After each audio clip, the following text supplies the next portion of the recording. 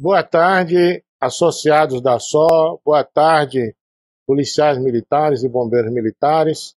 Eu sou o Coronel Wellington, presidente da SO, e estamos hoje aqui na Câmara Legislativa do Distrito Federal, iniciando uma série de entrevistas com parlamentares ligados à segurança pública e outros parlamentares que queiram participar do reerguimento do sistema de segurança pública no Distrito Federal.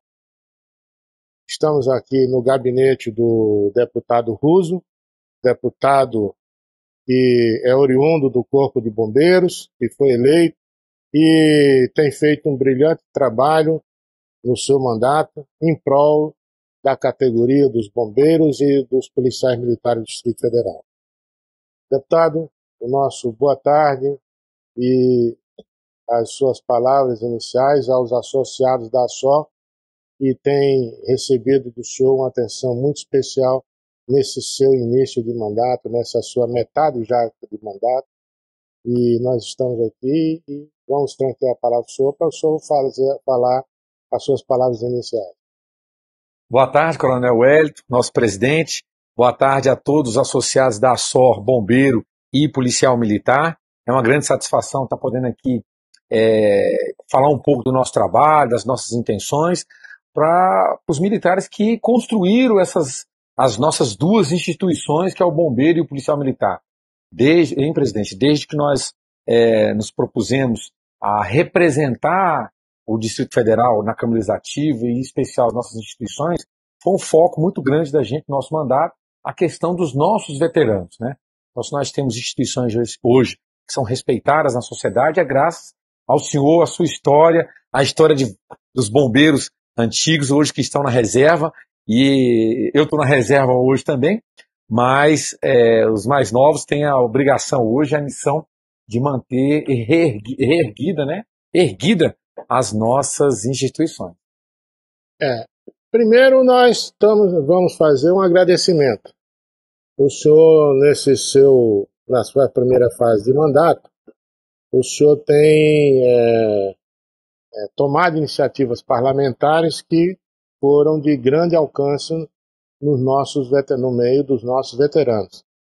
Para não citar muitas que o senhor já fez, nós vamos citar a questão do refis, que era um problema muito sério, onde nós tínhamos um estado de preocupação terrível de alguns companheiros que estavam com esse problema desse contencioso com nossas organizações e que hoje estão com suas vidas financeiras resolvidas graças ao refis da primeira etapa e o retorno da vigência do mesmo refis agora, que se encerrou agora dia 31 de março. Então, nosso agradecimento e dizer que isso foi de uma ajuda muito grande para o nosso pessoal.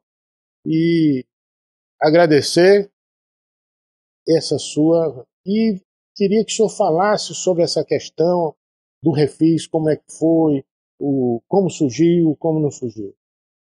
Coronel, isso foi uma grande luta, eu já posso dizer que até hoje é a nossa maior luta enquanto representatividade. Em 2016, quando eu estava como deputado suplente, né, nós apresentamos um projeto de lei resolvendo essa questão, criando um refis dos débitos de origem tributária. Naquele momento já foi um grande enfrentamento do ponto de vista da legalidade de um projeto dessa natureza, sendo de minha autoria, mas nós conseguimos provar que era um projeto bem escrito e que ele tinha validade, né? Mas ele não atingiu seu objetivo por conta de questões do Tribunal de Contas, né? Mas ele já ajudou a população de um modo geral. Iniciada essa legislatura, nós propomos outro projeto, né, e em tratativas com o governador Ibanez Rocha, que entendeu a importância desse projeto, conseguiu se aprovar esse projeto e trouxe essa tranquilidade, né? No bombeiro, a adesão foi de praticamente 100%. Na Polícia Militar, o prazo se encerrou agora. Eu ainda não tenho um relatório, mas se aproximou bastante de que todos possam estar aderindo. E trouxe uma tranquilidade, porque esses débitos da indenização de transporte era uma grande covardia. Como é que você vem cobrar comprovantes de um pagamento de uma pessoa que realizou essa ação há mais de 10 anos atrás? Há mais de 20 anos atrás. Então era, no mínimo, incoerente para não dizer que estava prescrito essa situação. Mas, infelizmente, né, não se conseguiu obter êxito nesse sentido e a gente teve que partir para essa questão do projeto, que também trouxe um efeito, trouxe a justiça, e eu fiquei muito feliz quando a gente vê o policial e o bombeiro militar apresentando o seu recibo, acabando com esse mártir, né, com essa questão muito ruim. Né? Então eu fiquei muito feliz, foram descontos na ordem de 80%, porque ele tinha 50% de desconto no valor principal da época que ele recebeu na época, né? E até 95% nos juros e multa, né? Então foi uma ação muito exitosa, né? E eu estou muito feliz de ter feito parte de todo esse processo. Isso realmente foi uma questão que teve impacto nos nossos veteranos. A outra grande questão que tem um impacto muito grande até agora e ainda não conseguimos resolver, o governo do Distrito Federal não conseguiu, os comandos ainda não conseguiram, a questão da saúde.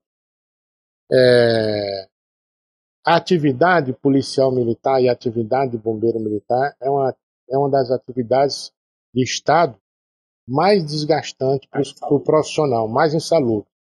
Então, o nosso policial, o nosso bombeiro, quando ele passa para a reserva, ele não tem aquela saúde para gozar na sua plenitude esse tempo de vida que ainda resta ao profissional na inatividade, porque ele tem a saúde dele debilitada, desgastada, e é um martírio. Quer dizer, a turma dos velhinhos é a turma hoje que mais precisa do amparo do Estado para pagar aquilo que ele desgastou em prol da sociedade. Mas isso também começou a se refletir no pessoal ativo. Então nós estamos vivendo um tempo de pandemia e essa pandemia expôs na sua plenitude as deficiências do nosso sistema de saúde. O sistema do Corpo de Bombeiros está um pouco mais equilibrado porque tem uma legislação mais ajustada às realidades. E teve uma gestão de comandos passados um pouco mais focada nessa questão. Exato. Mas a Polícia Militar, nós estamos vivendo um problema muito sério. Hoje, sem medo de errar, nós somos a instituição pública que mais está vitimando profissionais em relação da pandemia, do Covid-19. O que é que a gente pode fazer, deputado? Irmanados, a Câmara Legislativa, o governo do Distrito Federal, os comandos da Polícia Militar, as associações das polícias militares, do Corpo da Polícia Militar e do Corpo de Bombeiro Militar, para suprir essa questão. O que é que a gente pode fazer junto?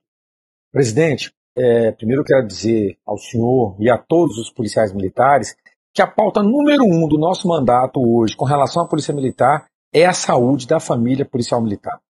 Para que a gente possa apresentar sugestões que vão contribuir para a melhora desse processo, a gente tem que estudar a história, por que chegamos nessa condição.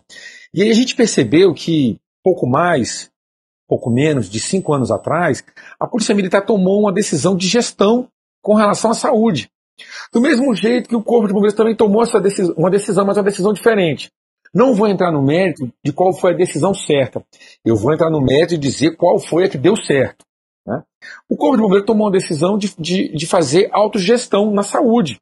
Ele construiu sua policlínica, ele aumentou o seu quadro de saúde, porque ele tomou a decisão de que não, nós faremos a nossa saúde na sua grande maioria. Então hoje nós temos um quadro de médico previsto de 200 médicos, nós temos 100 médicos já contratados na ativa, que fazem parte do quadro de bombeiros. Nós temos 12 enfermeiros oficiais do bombeiro que fazem a auditoria dos nossos procedimentos que são feitos nos hospitais e clínicas credenciadas. E a Polícia Militar, à época, ela tomou uma decisão diferente. Repito, não quero dizer que foi uma decisão errada, apenas eles tomaram a decisão e não conseguiram aplicar essa decisão.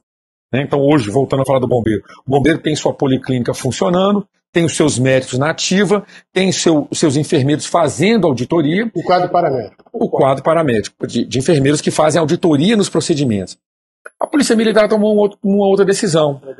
O credenciamento não, ela tomou a decisão de construir um hospital e entregar esse hospital para uma instituição que o modelo jurídico, à época, era a OS, as Organizações Sociais.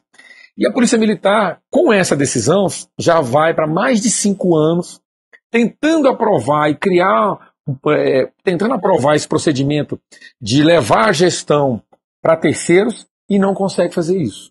Diversas vezes esse procedimento vai para a rua, vai ao edital, Tribunal de Contas impede, afirmando que o procedimento não está sendo feito da forma que tem que ser feito. Também não vou entrar nesse mérito, né? Com essa decisão, coronel, a Polícia Militar parou de contratar médicos. Com essa decisão, porque a Polícia Militar ia terceirizar para uma organização social, então eu não vou contratar médico. Faz sentido. A Polícia Militar tomou a decisão de terceirizar a auditoria dos procedimentos feitos nos hospitais credenciados. Então hoje os procedimentos médicos são auditados por uma auditoria externa. Né? E aí o que aconteceu? Aí nós chegamos ao caos de hoje. Aí vem uma pandemia e piora tudo isso. Porque hoje você tem uma auditoria feita externa que faz auditoria por amostragem.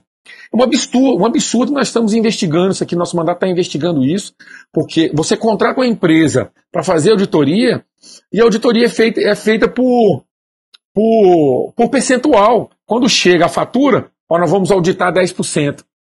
Isso aí isso aí é inadmissível. Você tem que pegar procedimento por procedimento e auditar e glosar esses procedimentos que não são adequados. Tanto que o bombeiro glosa 25% das faturas e a Polícia Militar consegue glosar apenas 10%. Né? Isso já mostra uma diferença de economia na ordem já de cara de 15%. Né? Então a Polícia Militar ela tem que focar sua energia, retomar sua estratégia. Se a estratégia é continuar com a terceirização através das organizações sociais ou do serviço social autônomo, que eu não sou contra, muito pelo contrário, eu sou a favor também. Tá? Inclusive estou fazendo um mestrado em administração pública e o meu trabalho final, minha defesa de tese é serviço social autônomo. Né? São esses modelos de o Estado não está conseguindo ele levar para terceiro, que é mais especializado. De modo algum sou contra, mas tem que ser aplicado. Então a Polícia Militar acabou chegando no momento que está no limbo. Né? Também a gente está desenvolvendo ações aqui no sentido de fiscalizar o que está acontecendo, mesmo numa entidade particular, que é o Hospital Maria Auxiliadora. Os números demonstram claramente que está acontecendo algo ali. Você pega a relação dos hospitais particulares, coronel, você vê os hospitais morreu 1, 2 por Covid, 5, Maria Auxiliadora 30 e tantos. Tem alguma coisa que nós devemos olhar, e a Polícia Militar deve, através do seu quadro de saúde, fiscalizar e acompanhar esses policiais militares que estão lá. Uma ação concreta que nós já fizemos o ano passado, no auge da pandemia, né, e o sistema de saúde da Polícia Militar entrou em colapso, nós destinamos 3 milhões e 600 mil reais para a saúde da Polícia Militar. Nós somos o parlamentar que mais destinamos recursos para a área de saúde. Se o senhor tem uma ideia, eu destinei 3,6 milhões de reais, é o equivalente a 3 vezes e meia a mais do que o segundo parlamentar que mais destinou recursos. Ou seja, 3 vezes e meia a mais do que o segundo que mais destinou. Né? Então isso demonstra um carinho e uma atenção da gente para com a Polícia Militar. Né? O nosso policial e o nosso bombeiro militar, eles não são formados para fazer gestão hospitalar. Eles são formados para fazer combate a incêndio, resgate, Exato. Defesa civil, segurança pública, manutenção da ordem pública. Isso, às vezes, fica bem claro. Por mais boa vontade que nós tenhamos em fazer a nossa autogestão, a gente pode pecar na eficiência e na eficácia dessa gestão do sistema de saúde. Então, eu fico preocupado na autogestão, como também fico preocupado no outsourcing da questão, porque eu tenho uma ideia muito diferente de muita gente. Eu acho que o serviço médico próprio, ter hospital, ter serviço médico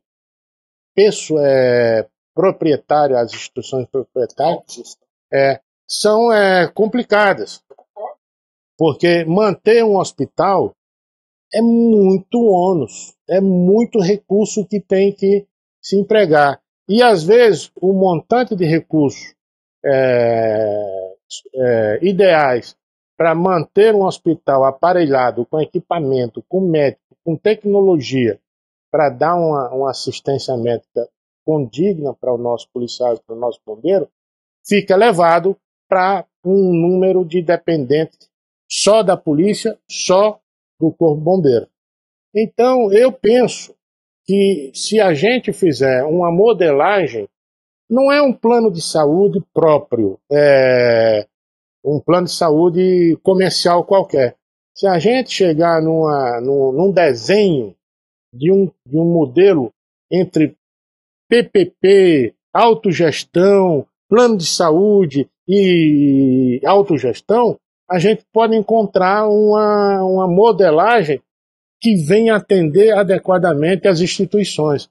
Mas o senhor falou, e realmente a Polícia Militar tem reclamado muito, porque tentou OS, não deu certo. Fez isso, não deu certo. Fez aquilo, não deu certo. E nós temos uma falta de articulação entre as instituições militares e o Tribunal de Contas. Fica patente essa desarticulação. Eu não vou dizer que é má vontade de ninguém, não vou dizer que é ineficiência de ninguém, mas é uma desarticulação, porque nós não conseguimos ainda chegar num processo adequado nem definitivo. E o policial é quem fica pagando. Está morrendo policial demais. O senhor falou, um hospital que, na média, morre mais gente do que todos os hospitais privados do Distrito Federal. Tem alguma coisa errada. A outra questão é que essa pandemia tem uma politização da sua gestão. Nós temos hoje médicos adeptos do tratamento imediato, do tratamento dito precoce, e tem outra corrente médica que isso não tem ciência, não tem isso, não tem aquilo. Mas nós estamos vendo hoje alguns exemplos no Brasil que estão dando certo. Há 1 mês e meio atrás, 2 meses atrás, nós tivemos aquela explosão no Amazonas, morrendo gente demais, não tinha nem oxigênio. Morreu gente porque não tinha ar para respirar.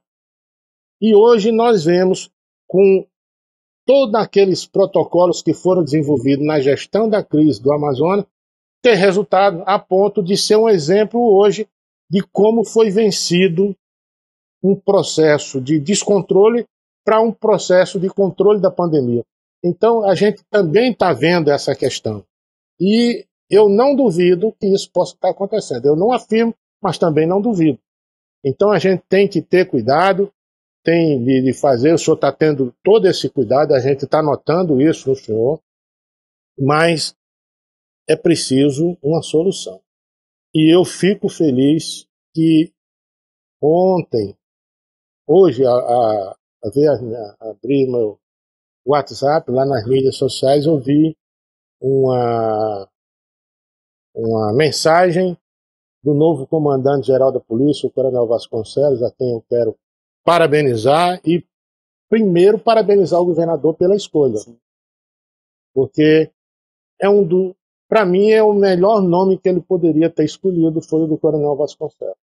Então eu estou vindo aqui também, deputado, para a gente juntar as associações do Fórum das Associações da Polícia Militar, do Corpo de Bombeiros, a Câmara Legislativa, o Governo do Distrito Federal, Tribunal de Contas do Distrito Federal, Ministério Público do Distrito Federal, Conselho Federal, no Conselho Regional de Medicina, para a gente chegar ao Sindicato dos Médicos, a gente fazer um grande mutirão para desenhar um projeto para resolver essa questão. Porque o nosso policial está se sentindo abandonado, o nosso policial está se sentindo relegado à própria sorte. E isso não é certo. Não é justo. E eu vejo hoje o comandante Vasconcelos priorizando a saúde. Então isso me encheu de alegria e fez com que nós entrássemos em contato para a gente criar essa sinergia de forças no Distrito Federal para ajudar o comando da polícia, o comando do bombeiro, o governo do Distrito Federal, para a gente achar uma solução para essa questão da saúde e dos órgãos de segurança. O que é que o senhor acha disso? Presidente, eu concordo plenamente e também aproveito a oportunidade, o canal que o senhor está disponibilizando para a gente, para parabenizar o governador pela escolha. Coronel Vasconcelos, eu conheço também, sei da sua capacidade, da sua competência e do seu compromisso com a polícia e a família policial militar. E quando ele vem já nas suas primeiras ações enquanto comandante e declara que a prioridade é o policial, é a saúde, a gente fica muito feliz e a gente não tem outra alternativa, como a gente quer o bem também do policial, de ombrear. Então eu quero aqui, juntamente com o senhor, me colocar à disposição do comando da Polícia Militar para a gente contribuir, tá? Para que a gente possa avançar naquilo que for necessário para a gente ter uma polícia militar cada dia mais digna de respeito de todos nós por fazermos parte dela, nos sentirmos cuidado, como o senhor falou, né? Os comandantes gerais, eles têm que ter o sentimento de pai, de cuidar do seu subordinado. E quando eu falo nisso, é no sentido de cuidar, mas também de exigir que esse policial militar preste um serviço de qualidade à sociedade. Para tanto, tem que dar condições para ele, né? Então a gente está aqui para ajudar. Parabenizei já, como eu falei, o governador pela escolha. Quero aqui dar os parabéns ao Coronel Vasconcelos pela assunção do comando geral, né? E eu tenho certeza que nós estaremos vivendo outros momentos de alegria e de esperança para o nosso policial militar. Deputado, todas as vezes que nós, seja através do Fórum das Associações ou pessoalmente nós nos dirigimos ao seu gabinete, ou à sua assessoria, aqui mais especificamente na pessoa do nosso Baixinho Freire, nosso querido Baixinho Freire, a gente teve a sua acolhida imediata e, mais do que isso, nós tivemos a sua ação. Então, nós gostaríamos de agradecer toda essa deferência, esse respeito que o senhor teve para nós, enquanto presidente de associações, e o próprio policial. E, na verdade, o senhor está demonstrando que a sua farda é metade caqui e é metade azul. Exatamente. Então, a gente está entendendo isso. Então, nós queremos que isso renda mais frutos. Por isso, nós colocamos à sua disposição para lhe dar mais ideias, trazer cooperação, trazer trabalho, porque às vezes o parlamentar pode não comunicar uma ideia, porque são questões, são mil coisas e às vezes alguma coisa precisa ser mais explicada. E nós, enquanto associação, podemos fazer isso especificamente. Que coisas o senhor já tem engatilhada no forno das suas ideias, que é uma usina de ideias que o senhor tem aqui no seu gabinete, para as nossas instituições? Que o senhor tem? A notícia mais recente e muito boa, Coronel, é a questão do auxílio moradia. Estive com o governador há uns 10 dias atrás, tratei com ele sobre o assunto e ele se comprometeu a avançar nessa questão, porque é um absurdo nós punirmos o policial militar que constitui família dentro da caserna, do bombeiro militar que constitui família dentro da caserna, ele ter o auxílio moradia diminuído. Isso tem trazido transtornos, né, e comprometido a renda familiar do policial militar. É um absurdo também o nosso policial militar já veterano, o bombeiro militar veterano, e por N motivos, né, ele, por perder a companheira, os filhos ficarem maior, ele ter o auxílio moradia diminuído. Então a gente tem que resolver essa questão. Nós estamos trabalhando nesse sentido e eu tive essa boa notícia do governador, né? Nós temos outras coisas importantes que estão acontecendo. Agora mesmo o governador sancionou um projeto, uma emenda dentro de um projeto de nossa autoria. Das substituições também. Mas esse que eu ia falar é com relação à regularização dos becos ocupados pelos bombeiros e policiais militares. Avançamos no processo de regularização, aprovamos também a questão da substituição que atinge principalmente os nossos oficiais do bombeiro e da polícia militar, que é uma questão que já é feita nos demais órgãos do DF, né, e as nossas corporações ficavam prejudicadas, né? Então tem ajudado muito os nossos militares, né, das duas corporações, né, o que mais? O refis, como a gente discutiu aqui também bastante. Criamos agora, também foi aprovado, o governador sancionou agora um projeto de nossa autoria que estabelece o dia 17 de outubro como dia em comemoração aos instrutores e monitores militares. Acabou de ser sancionado também, né? Nós temos um projeto que está na pauta de hoje, de votação, a gente já está tramitação concluída, que impede que as instituições e as corporações bombeiro e policial militar impeçam a ascensão do bombeiro, dos militares, servidores militares e civis, a ascensão funcional deles por conta de questões médicas. Né? É um absurdo. Se o militar não tem condições de continuar na carreira, ele deve ir para a reserva remunerada. Né? Mas se ele está na ativa, ele não pode ter sua ascensão comprometida. Porque está de dispensamento. Porque está dispensando. Não, ele está trabalhando, ele não consegue fazer temporariamente. Então nós temos casos de policiais militares que fizeram transplante e ele está trabalhando no expediente, está cumprindo a missão dele, tem contribuído para a instituição, mas ele está impedido na sua função. Nós temos uma coisa tão bonita na Polícia Militar, que é um cadeirante na ativa, que é um orgulho para todos nós. Então, nós mantivemos o cadeirante na ativa, mas impedimos a ascensão profissional dele. Então, ele está servindo também. O militar que está no expediente, numa diretoria, trabalhando na área financeira, na área de saúde, ele é tão importante quanto o militar que está no combate à criminalidade no seu dia a dia. Então, a gente não pode criar esses empecilhos e o projeto está em vigor, né? O outro é a questão do... Escrever no papel, olha que eu não estou conseguindo ver.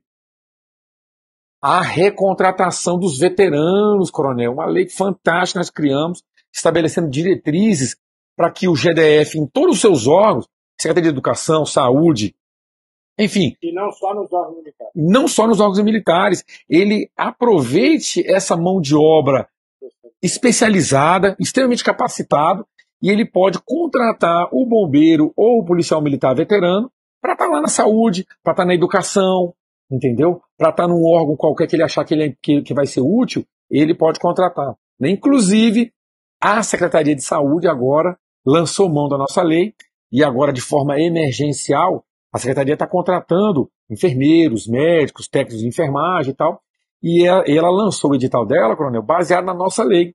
Então, assim, até aproveitando aí o policial militar e bombeiro militar aposentado, técnico de enfermagem ou enfermeiro, procure a Secretaria de Saúde que você pode ser contratado recebendo um salário de, no mínimo, 1/3 do salário que ele tem. Nós temos uma questão que o nosso PTTC, ele, quando reativado, né, ele está ganhando um salário que não chega a ser digno, porque o Estado estaria subestimando o valor daquele. Mas na minha lei eu coloquei que tem que pagar no mínimo 30%. Recentemente nós tivemos aprovado lá no Senado também uma lei que determina também 1/3, 30%. Mas gera controvérsia. E a gente precisa divulgar essas questões legislativas, legais, para a gente poder discutir e ver a melhor situação. Hoje nós temos que revitalizar, readaptar, modernizar toda a legislação da Polícia Militar e toda a legislação do Bombeiro. Porque os militares têm uma visão conservadora das leis. Então, com o advento da era da informação, o mundo mudou. Com o advento da era da gestão do conhecimento, mudou mais ainda. Mudou as relações interpessoais, as relações familiares, as relações empresariais, as relações governamentais, empresas, tudo mudou, tudo em função do avanço da ciência e da tecnologia. E a nossa lei, ela ficou muito defasada. Muito defasada. E existe uma posição de acomodação do militar, isso não é só da Polícia Militar, é dos militares em geral, de modernizar a sua legislação para adequar aos novos tempos. No nosso tempo não é, né, a disfunção da função militar, mas é as novas situações. Porque o mundo civil, o mundo moderno está mudando a cada dia.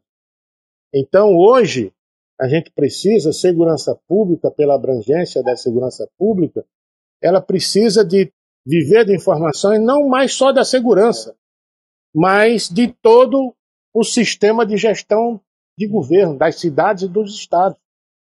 Então, a gente precisa de ter uma discussão muito aprofundada nos fóruns legislativos, tanto local quanto federal, dessa nova visão de organização policial, de organização dos bombeiros, polícia de defesa civil, combate a incêndio, enfim, devido a essa nova visão de gestão de mundo. Esse novo normal, né? Essa nova visão de mundo.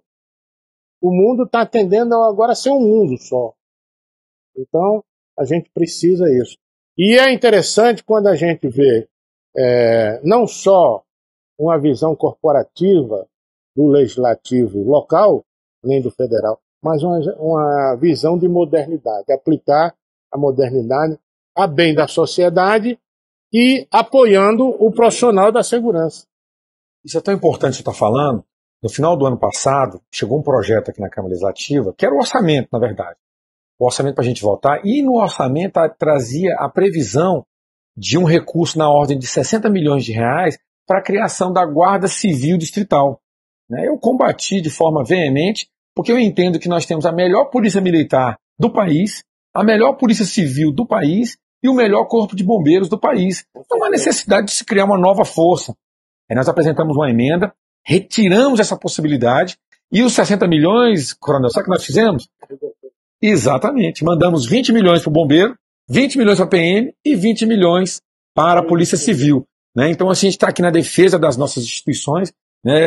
Outra coisa importante também que a gente fez, que eu confesso que não imaginava que ia ter essa repercussão, a questão do passe livre para os veteranos das duas corporações. É sabedor de todos nós que o bombeiro e o policial militar fardado não pagam passagem. E nós tínhamos uma verdade na nossa cabeça de que o governo repassava recurso para as empresas na contrapartida dessa gratuidade. Assim que nós sentamos aqui, eu fui em busca dessa informação para trabalhar um projeto de que esse recurso, na verdade, fosse pago para o policial militar e para o bombeiro militar. Ele abastecia o carro dele, comprava uma bicicleta, comprava um carro, pagava passagem no ônibus, fazia a mobilidade da forma que ele achasse mais adequada. Para nossa surpresa, não existe essa contrapartida financeira por parte do Estado. Mas aí surgiu a ideia. Então, na lei lá, é a lei número 282. Ela traz que o policial militar e o bombeiro militar fardado tem direito à gratuidade no transporte público urbano. O que eu fiz? Todo policial militar fardado ou não, com a apresentação da sua identidade funcional, tem direito à gratuidade no transporte público urbano e do metrô. Então, a lei é isso. Então, hoje, o senhor não quiser tirar o carro de casa, basta o senhor pegar a sua identidade, mostrar no ônibus, o senhor não paga passagem. Com o advento do Uber, deputado, eu já não ando mais com o meu carro pessoal. Eu vou fazer uma dessa pro Uber, dar o 0800 pro bombeiro para ir no Uber também. Deputado, tem um último assunto. Eu sei que o senhor tem obrigações aqui legislativas, inclusive participar do plenário virtual. Nós temos na Polícia Militar uma coisa que só tem aqui, que é o Instituto Superior de Ciências Policiais. É o único instituto Polícia Militar reconhecido pelo MEC como instituição capacitada para formar profissionais em graduação, em especialização lato sensu e estrito sensu. E ela teve um avanço muito grande durante até a gestão do comando do Coronel Nunes. De lá para cá, nós começamos a entender que devido a essa falta, talvez até pela falta de efetivo, que é outra questão que a gente precisa conversar para recompletar efetivos. Se não der para recompletar na quantidade ideal, a gente agregar tecnologia para suprir essa deficiência. a gente está entendendo que esse projeto do Instituto Superior de Ciências Policiais, ele está um pouco... Então, eu tenho medo que daqui a pouco a gente vai perder o credenciamento do MEC em cima dessa. Hoje é a única polícia do Brasil que tem esse instituto. Nós hoje podemos fazer formação de graduados em nível superior, especialização lato sensu e estrito sensu. E a gente ainda não avançou nisso. Nós poderemos ser um modelo para o Brasil inteiro nessa questão. Então eu gostaria também, já suplementar a questão da saúde, a saúde em primeiro lugar,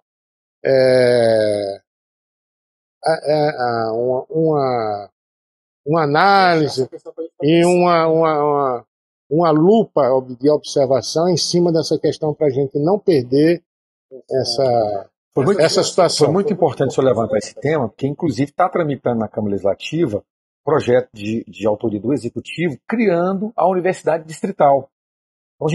Então, nós já temos. Não, mas aí eu quero a ajuda do senhor e vou oficiar o Comando Geral para, eventualmente, dar sugestões de emenda ao projeto que possa ser de interesse.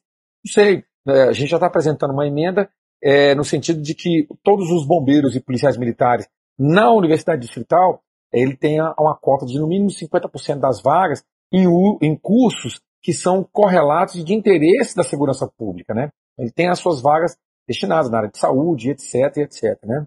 Mas o senhor lembra muito bem do Instituto de Ensino da Polícia Militar, que é um projeto fantástico, inovador. O senhor quer saber de uma coisa que pouca gente sabe no Distrito Federal?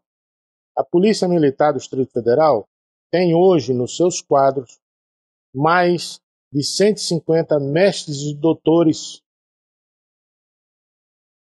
em áreas de conhecimento geral de interesse da segurança pública. Ninguém sabe. Talvez nós sejamos a Polícia Militar do Brasil que mais tem, percentualmente, mais tem mestres e doutores. E a gente não pode deixar isso morrer, porque isso se chama a visão do futuro, da modernidade, e Brasília pode ser esse laboratório de modernidade. Então, do mesmo jeito que a saúde é importante, um projeto dessa natureza também é importante porque é o futuro. A saúde vai cuidar do homem, porque nada no mundo vai substituir o valor da participação humana. Então, o profissional de segurança pública tem que ter apoio, mas ele também tem que ter agregado conhecimento científico e conhecimento tecnológico para ajudá-lo no desempenho dessa nova visão de gestão de segurança pública. Então, são essas questões. E eu sei do seu tempo, eu sei dos seus afazeres, e nós queremos, de público, agradecer o seu trabalho.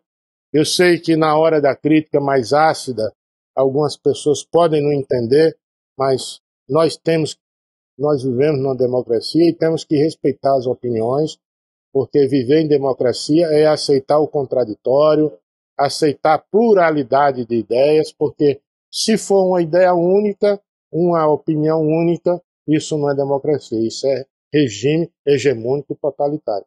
Então a gente entende que muitas vezes o parlamentar em si, que trabalha, que critica, que pede providências, que oficia e tal, não é muito bem entendido. Mas nós entendemos, lhe conhecendo, desde das priscas eras, lá do Fórum das Associações, quando a gente subia junto lá, o senhor subia junto com o pessoal lá, nos carros de som, né, vem daquelas épocas. Isso a gente sabe que não é o seu caso. Mas nós gostaríamos de agradecer como defensor do nosso órgão. O senhor, em todos os momentos da sua participação nesse mandato, o senhor prezou na defesa do profissional, tanto bombeiro quanto da polícia militar. Isso a gente não pode deixar de tornar público esse agradecimento e esse desejo que o senhor não arrefeça nessa sua capacidade de trabalho, nessa sua batalha. Comandante, eu fico muito feliz de estar ouvindo isso do senhor. e o senhor é testemunha, eu sempre faço isso de forma muito respeitosa, a intenção nossa não é desrespeitar ninguém, é de ser firme, firme naquilo que a gente acredita e de que a gente é bombeiro, e aí muitos acham que a gente é representante só do bombeiro, mas não. Dentro desse processo todo da gente chegar até aqui, a gente foi abraçado, sim, por muitos policiais militares. Então quero aproveitar aqui de pronto para agradecer toda a família policial militar que vem acompanhando o nosso trabalho. Meu celular, todo dia eu recebo dezenas de mensagens de apoio ao nosso trabalho, de fortalecimento. Isso nos encoraja muito. Os nossos bombeiros também, é recorrente eles se dirigirem a mim dizendo que tem um amigo policial militar, tem um parente policial militar que pede para transmitir, chegar até nós o agradecimento e pela forma que a gente tem trabalhado, né? Então isso nos deixa muito feliz, isso só nos encoraja, nos dá energia para a gente continuar, ainda mais vindo um reconhecimento da parte do senhor que representa uma instituição tão importante que é a SO, que representa os nossos veteranos do bombeiro e da polícia militar, a experiência que o senhor tem na caserna, né? Isso vindo do senhor, a gente entende que a gente está no caminho certo e é fortalecer isso tudo. Mas isso tudo sempre com o apoio do senhor, né? Dos mais antigos, daqueles que detêm o conhecimento, não só o conhecimento, na verdade, mas a sabedoria, saber aconselhar a gente para a gente não se exceder e escolher o melhor caminho, né? Porque a coisa nós somos militares. Então essa questão da formação militar já dá para a gente uma identidade. Isso independe de ser bombeiro ou de ser PM. Exatamente. E outra coisa, nós temos hoje, devido a essa convivência estreita que tem aqui no Distrito Federal, polícia e bombeiro, nós temos hoje, basicamente, uma instituição só funcionando com duas fardas. Eu costumo falar muito. Tem um oficial do bombeiro que eu admiro muito, que eu respeito muito, que é o Coronel Paulo José, é o mais antigo do Distrito Federal. E a gente trabalhando no Congresso, desde a época do início dos anos 80, ele muito mais ainda antes, ele desde a criação de Brasília, vários parlamentares perguntavam, tem hora que o Coronel Paulo José vem falar de polícia, aí o senhor chega aqui, aí não diz que está certo, que o que ele falar está certo, o Coronel Paulo José fala o que o senhor falar está certo, parece que é uma coisa só. Eu disse, não, parece não, é uma coisa só. Apenas a gente respeita a individualidade da profissão de cada um e a gente ajuda. Então essa questão da ajuda, da questão de moradia do bombeiro também está muito nisso. É comum, é a mesma coisa. Porque essa interação familiar entre policial e bombeiro é muito grande. Tem famílias hoje que tem 2 bombeiros e 2 PMs, ou um bombeiro e 2 PMs, mas existe essa interação. Então não é justo que a lei discrimine, nem dentro da própria força, nem dentro das duas.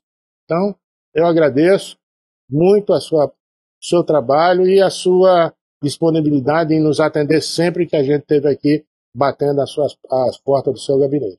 Tá bom? Muito obrigado. Obrigado, meu amigo. Um abraço a todos os associados da SO, Bombeiro e PM. Obrigado.